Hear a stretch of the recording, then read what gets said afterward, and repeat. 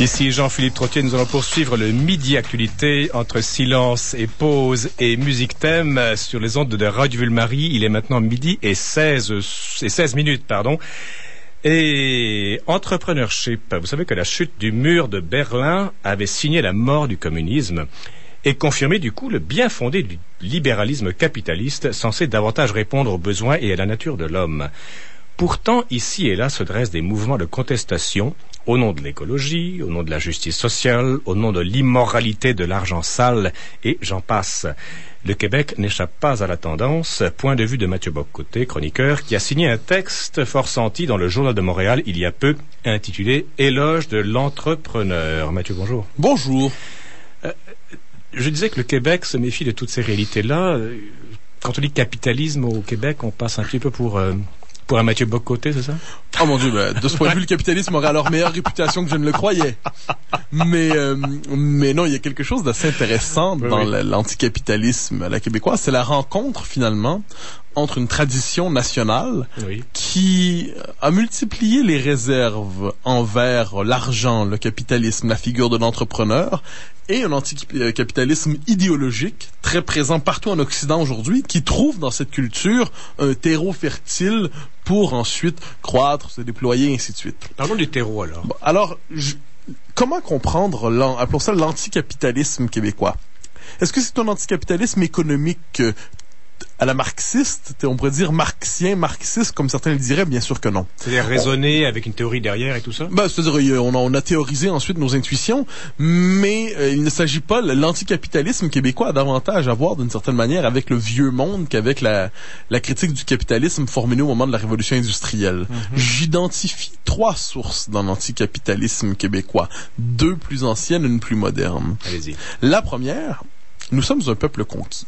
Ne jamais l'oublier, ce peuple conquis a vite dû, pour survivre, marquer sa différence avec l'environnement dans lequel il était. Il devait se définir par contraste, en se repliant sur des symboles qui n'étaient pas ceux du conquérant. Par contraste et par défaut, en fait. Oui, par contraste et par défaut. Alors, et pour une série de raisons, c'est-à-dire lorsque la conquête arrive, notre début de bourgeoisie ici, nos débuts d'élite économique vont repartir pour la France, il va nous rester ici un peuple surtout paysan, avec le bas clergé, bon, et ainsi de suite. Donc, peuple conquis qui va se replier vers les symboles qui étaient les siens, par contraste, je le dis, donc la paysannerie, le repli paysan, le contraste avec une Amérique que nous disions matérialiste, donc nous serions ici anti-matérialistes. Le matérialisme de l'Amérique, le spiritualisme du Canada français. Le matérialisme du protestantisme. Le spiritualisme du catholicisme. Mais ça, c'est la deuxième source. Donc, première source, je le dis, peuple conquis qui cherche à se différencier à travers des symboles qui ne sont pas ceux du conquérant. Le conquérant, c'est en l'empire commercial britannique. Nous avons trouvé matière à fonder notre identité nationale dans l'altérité, d'une certaine manière. Deuxième élément, peuple catholique.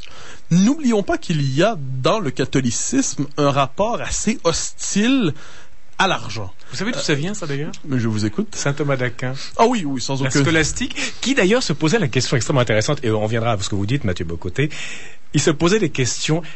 Qu'est-ce qui justifie le prix du melon, par exemple, ou le prix d'un kilo de jambon? Est-ce que c'est Dieu qui a voulu le prix, ou est-ce que c'est les hommes? Est-ce que c'est dans le relatif, dans l'absolu, etc.? Et il s'en est tenu très loin, et ça nous influence. Oui, c'est la théorie du juste prix, souvent, Exactement. par exemple. Alors, le catholicisme, et surtout ici, on a un catholicisme assez populaire quand même. J'entends par là que c'était pas le haut lieu de la théologie catholique, le Canada français du 19e siècle. Eh bien, qu'est-ce qu'on voit? Il y a dans la culture catholique une prédisposition négative envers l'argent.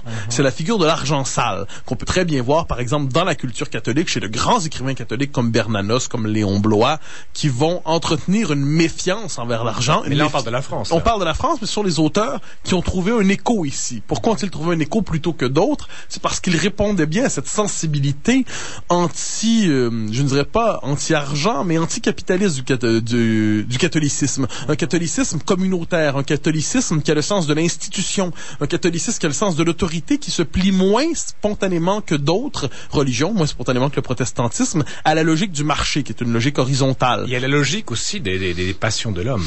Oui, bien sûr, bien sûr. Parce que l'homme est gourmand, l'homme veut ci, l'homme et la femme, en fait.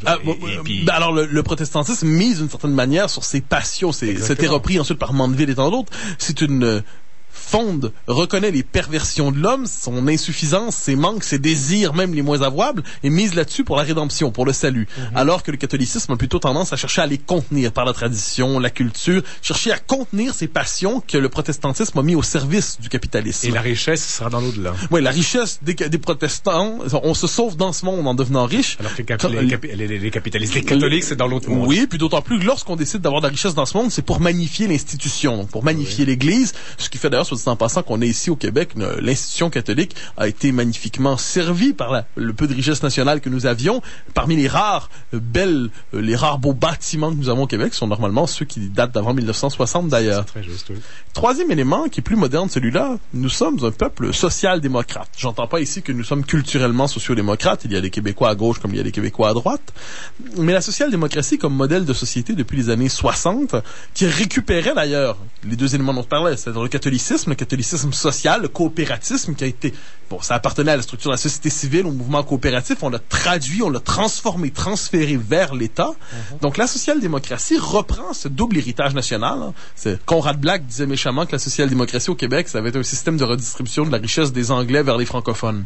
Bon. Ce n'est que justice. Est-ce que c'était vrai? Est-ce que c'était faux? À tout le moins, il voyait dans notre social-démocratie un nationalisme maquillé dans la justice sociale.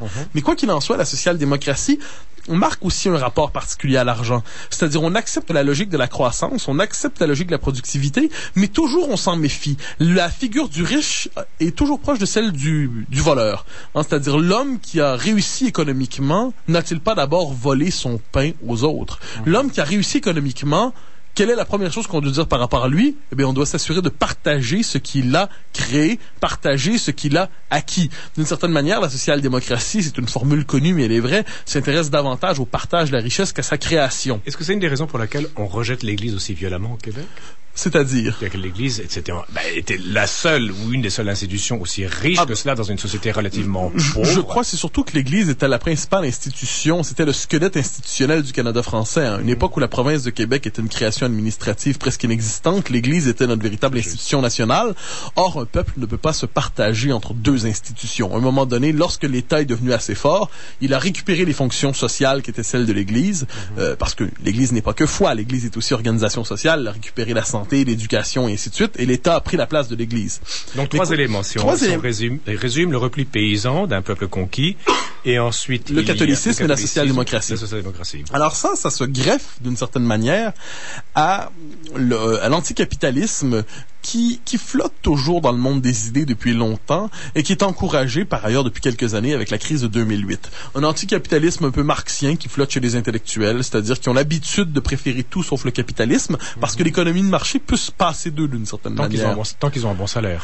Oui, mais vous noterez que plusieurs de nos professeurs ou les grands intellectuels marxistes n'ont jamais craché sur la société d'abondance et de croissance. En fait, ils crachent sur la société qui leur permet leur propre abondance, leur propre prospérité. Oui. Mais bon, c'est ce qu'on appelle la gauche caviar. Mais il y a une rencontre donc entre cette culture historiquement prédisposée à l'anticapitalisme et de l'autre, elle n'était pas que ça, mais elle était beaucoup ça, et de l'autre côté, l'anticapitalisme aujourd'hui dominant, révélé par la crise de 2008, qui nous amène quelquefois à confondre le capitalisme et ses dérives. Oui, l'économie de marché. Il a beaucoup dérivé. Ah, mais les dérives sont nombreuses. Et on doit faire un procès sévère des dérives du capitalisme. Mais sans pour autant faire le procès du capitalisme. Du capitalisme en lui-même. Pourquoi on doit éviter de faire un procès en lui-même du capitalisme? Parce que, premièrement, c'est un système qui a décrypté l'énigme longtemps indéchiffrable de la richesse et de la prospérité. Le capitalisme mise sur une idée simple, il mise sur l'initiative individuelle. Il invite chacun à travers la logique du marché, à s'investir, à chercher son accomplissement, en bonne partie dans le domaine des biens, et en reconnaissant une initiative, une véritable liberté à l'acteur individuel. D'une certaine manière, le capitalisme et le versant économique de la liberté politique. Liberté économique, liberté politique vont ensemble. À la limite, pour vous, d'après la lecture de votre texte, Mathieu Bock-Côté, en connaissant un peu votre pensée,